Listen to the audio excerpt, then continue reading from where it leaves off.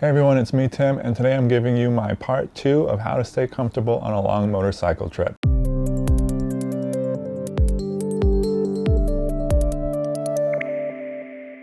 Okay, so staying comfortable on a long motorcycle trip, this is something we're all trying to accomplish. You want to have fun and be comfortable and not be in pain or agony. This is supposed to be fun. So you want to make sure that you're comfortable on the bike. It's going to really help increase your enjoyment of your overall motorcycle adventures. So tip number 1 is to wear earplugs or noise canceling headphones. This is a huge way to increase your comfort on the bike. You don't get that headache at the end of the day, or where you can kind of like hear the wind noise when you're laying in bed at night. Call it motorhead, where your ears are kind of ringing and buzzing when you're off the bike. Wearing earplugs will prevent that from happening. They'll prevent headaches, and you want to protect your hearing, especially if you're spending a lot of time on the bike. I've had a hard time finding earplugs that are comfortable, so I found that having a quiet helmet helps. But if you can find earplugs that are comfortable for you and you can wear those, that is definitely a way to increase comfort on a long motorcycle trip. Tip number 2 is to use a throttle lock or cruise control. I really miss having this on my Triumph. I used to have it on the BMW. I had cruise control and it was really great. I loved it. Just to be able to put down my right hand and give it a rest, put it down by my side and let the blood flow back to my hand when it goes numb or just gets sore.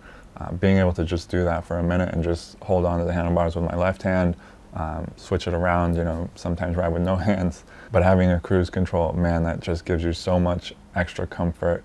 So I definitely miss that on the Triumph. I will absolutely be adding a throttle lock at some point.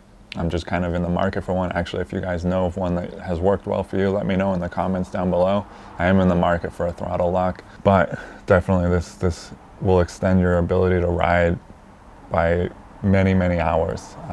It's such an easy way to increase comfort on the bike and extend your comfort limits. Next tip is to install heated grips or heated gloves. Especially if you're riding in the cooler months. I had heated grips on my BMW, but I actually really enjoy having a heated vest. I've been using that lately because it's a little cold in the mornings here in Phoenix. So using a heated vest definitely increases comfort and it just makes it more enjoyable. I mean, who wants to be shaken and freezing cold on a bike? Not me, especially if it's like damp and cold. I just don't have any interest in that. So heated gears is just a great way to increase comfort. Heated grips are awesome. If you can't get heated grips, go with some heated gloves and a heated vest. I found that the vest works best because it keeps your core warm and it doesn't deal with your arms at all, but that's not really a big issue for me as long as I have gauntlet style gloves that go over my wrist. The body is the thing I'm most concerned with, and it packs a lot smaller than something with sleeves. A heated vest is awesome. I've been using those for years and they're just incredible. And hey, if your bike comes with a heated seat, bonus for that. That's even better. But definitely the vest and the gloves or heated grips, I would say, are like the bare minimum if you're riding in colder temperatures. The next tip kind of applies to if you're riding in warmer temperatures, and that is to wear moisture wicking clothing. Anything to get the moisture off your body and through your fabrics into the air. You don't want to be damp and wet and sweaty. You're going to get rashes, you're going to get uncomfortable. It's just not a pleasant experience. Wearing cotton is not ideal because it just holds on to all that moisture. But if you're wearing something that is moisture wicking, it's going to pull all that moisture away from your body. It's going to keep you cooler, especially if you open the vents on your jacket. It's going to kind of circulate the air around you, and that little bit of dampness that's pulling away from you is going to keep you cooler. It makes a huge difference, and those types of clothing are better for traveling anyway because they dry quicker. So if you're washing your clothes in a hotel sink, for example, and you hang it out, it's actually dry in the morning when you're ready to leave, when you're ready to hit the road. So moisture wicking clothing, I would say, is absolutely necessary. And this would be like base layers as well as your socks. I found that wool socks work best for me. I use the Darn Tough. It pulls the moisture away, and actually the other bonus with Darn Tough socks or wool socks is that they don't stink. They don't stink like cotton socks do after the end of the day. You can actually, if it's not too hot, you can get away with a couple days wearing the same pair of socks. I know that sounds kind of gross, but when you're on a big motorcycle trip, I usually bring like 3 or 4 pairs of socks because there's no reason to have more than that. You're just going to be carrying around dirty socks. You might as well just wash them every couple days and just kind of keep up on it. But it's nice packing socks that can be used for a day or two. And then another bonus about Darn Tough in particular is that they have a lifetime guarantee. They'll send you a brand new pair of socks if your socks get holes in them or anything like that. The next tip also has to deal with comfort in weather, and that is to bring appropriate gear for the weather you're going to be riding in. That means rain gear or extra layers if it's going to be cold. Very specifically, rain gear is super important. On my last trip, I didn't bring my rain gear with me up to Utah, and it did rain, and my jeans just got totally soaked, and it was just not comfortable, and it got a little bit cold too. It just wasn't fun.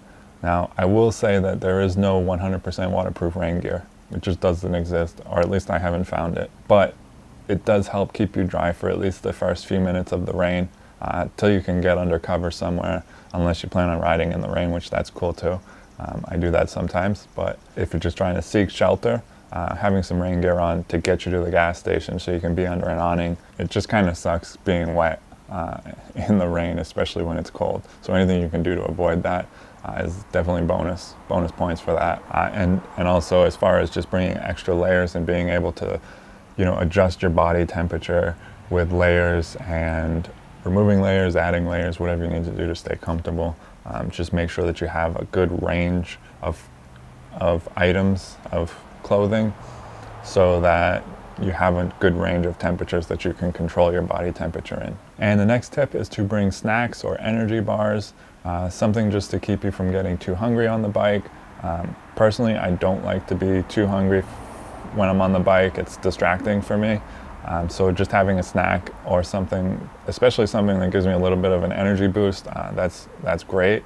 Anything I can do to keep my energy levels up and keep my stomach from grumbling. So snacks, energy bars, things of that nature. Just make sure that you're not sitting on the bike hungry, just daydreaming about food. Just have a snack. And the next tip is one that I need to take personally because I am not good at this at all, but you need to maintain good body posture, meaning sit up straight, don't hunch over like I'm doing right now, like I always do on the bike, and I have back problems at the end of the day because of it. I do try to be conscious of it when I'm riding, more so when I'm riding than any other point in my life. I am conscious of sitting up straight because my hands are on the handlebars, and it just, the way my bike is set up, it just kind of puts me in a position where I'm more comfortable sitting upright as opposed to hunching over like this. But if you're on your bike, definitely try to sit in a good position and move around a little bit too. Don't just stay in one position all day. Move your legs around, take them off the foot pegs, stretch them out, but definitely try to sit up straight on the bike. It can be really hard to do for me personally, maybe not for you, but this is one that I definitely need to take my own advice here and sit up straight more often. Anyways, those are all of my tips for how to stay comfortable on a long motorcycle trip. Like I said, I did have a video last week about the same topic, so if you want several more tips for staying comfortable on a long motorcycle trip, definitely check that video out. I'll link to it right here. Anyways, thanks for watching this video, and I will talk to you real soon. Ride safe.